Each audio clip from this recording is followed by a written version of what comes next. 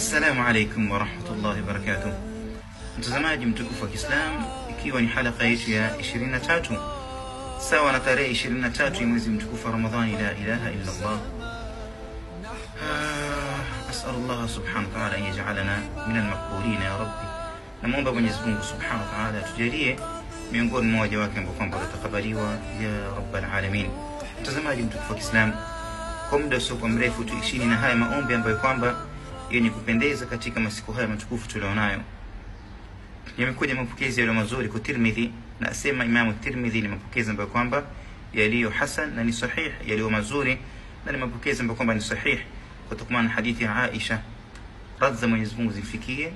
Siku moja Aisha radhiyallahu anha alimwambia Mtume sallallahu alayhi wasallam, ya Rasulullah, ara'aita in alimtu ayya laylatin laylatul qadri ma aqulu fiha.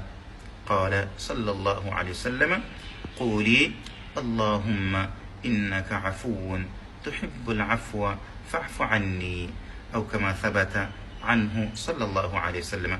mtazamaji mtukufu wa Kiislamu, mama yetu Aisha radhiyallahu anha ambaye ni kiigizo chema kwa wanawake wa siku ya leo, himma yake ilikuwa iko juu sana kutokana na kutafuta usiku wa cheo na kuzitafuta ni fadhila gani ambazo kwamba zilizobora katika usiku kama huo.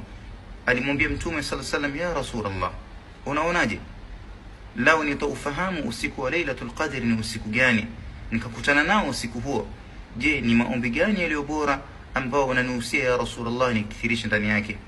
Mtume sallallahu alayhi wasallam akamwambia, sema Allahumma ya Mola, innaka afuun, hakika yako ni mwingi wa kusamehea, tuhibbul afwa, unapenda kusamehe, fa'fu anni, nisamehe mimi mja wako.